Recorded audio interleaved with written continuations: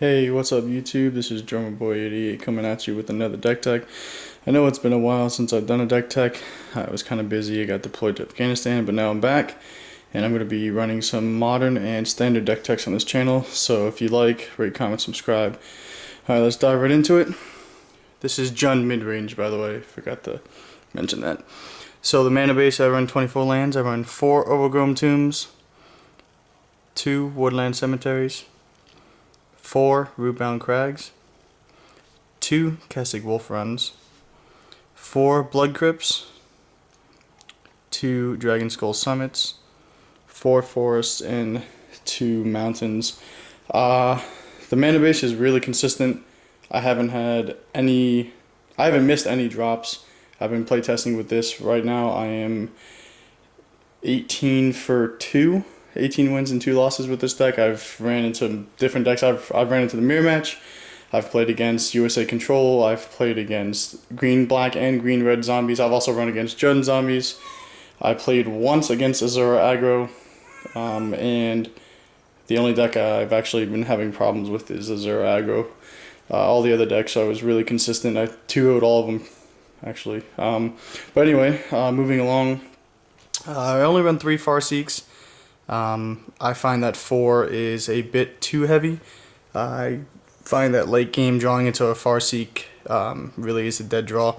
So 3 is good. It still gives you the consistency of getting it off on turn 2, but at the same time you don't draw late game, so I like it. I see a lot of people running 2, maybe 3 Dreadbores. I say forget that. I'm running 4 Dreadbores main board. I don't see the point in siding the 3rd or 4th in. I say run it. That way if you end up playing Planeswalkers or playing against aggressive decks, you can still remove the threat off the field and not have a problem with it in game 2 or 3 and you win the first game. Also, same for Pillar of Flame. This card is absolutely ridiculous. I don't know why it is a common. I personally think that it should be an uncommon at least, because it removes it from the game when it kills it off. It costs 1 land, it gets rid of zombies, it takes care of all those small little pingers that hurt you in the beginning of the game. Same with Sever the Bloodline. This is a card has been hovering for the consistent time around $3 or $4. Remove target creature from the game and all creatures with the same name, and it has flashback for 7, which a lot of times you don't really get off, but in a mid-range deck I actually do get it off quite often. Flashback actually it comes in handy. It's a great card. And Rakdos Return. A lot of people are side decking this card. I main 2 of them, and if I don't need them I'll side them out, but I have turn 5.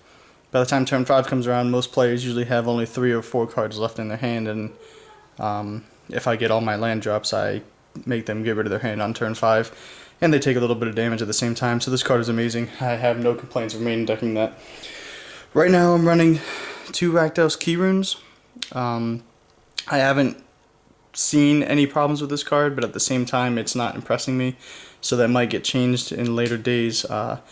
But we'll see. It helps out with the mana curve, and it's a 3-1 for a striker if I need it. So, moving on to the creature base. Standard 4 Huntmasters. That card is it's self-explanatory. It's amazing. 3 Olivias, also self-explanatory. Very amazing card. I'm running Dreg Manglers over Geists and over Nighthawks. I think it's a much better choice, way more aggressive feel to it. 3/3 haste for 3, and it also has the advantage of having Scavenge, which is a new ability in Ravnica Returns. I like it. I've played a game where I saw double Dreg Manglers. He killed one off, and then I just scavenged the next turn and made my other one a 6/6. So it was and I actually won the game because of that card. So it was very, very useful. It gives the mid-range a much more aggressive feel to the deck, and I like it a lot. If I was to take them out and ran into problems with them, I would probably put in Vampire Nighthawks. Next is Wolfire Avenger. Definitely a great card. 3/3 for 3, and he has Flash and Regenerate for a green and 1. pretty self-explanatory. You know, you're getting hit pretty hard, you flash him in, or end of turn you flash him in, so that way you can hit for 3.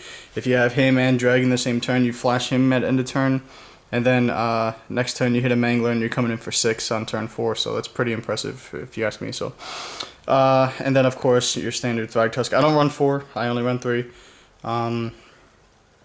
Yeah, I think 4 is a lot. So I only run 3. 4 is unnecessary.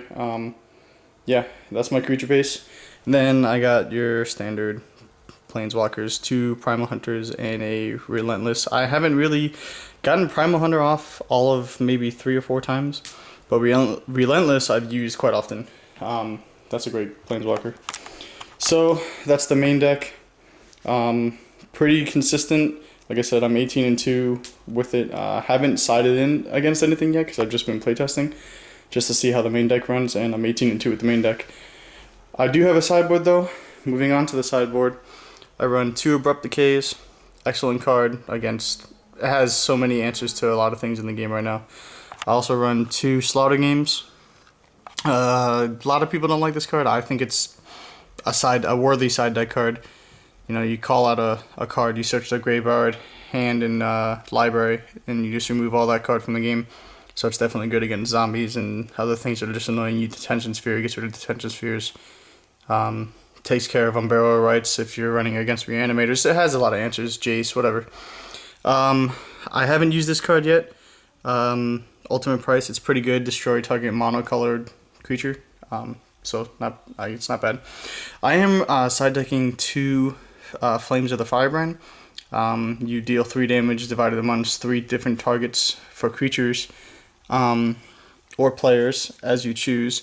So against those Lingering Souls, I would side this in, and takes care of Lingering Souls pretty easily. I'm siding a 3rd Sever. Self-explanatory. I got 2 Rakdos Charms for Graveyard Hate, and also gets rid of artifacts. And I'm also siding 3 Galdari Charms for Enchantment Hate, and you can regenerate your creatures, and it's also a weenie. It wipes the board of small creatures. But like I said, I haven't tested with the side deck yet, but that's a pretty standard side deck for what I've been seeing played, especially at my FNM and all the Star City updates. But overall, it's a pretty consistent deck. I haven't had any problems with it. I'm definitely going to be going to a Grand Pix Qualifier this coming Saturday, and I'll let you know how it runs. Rate, comment, subscribe, and thanks.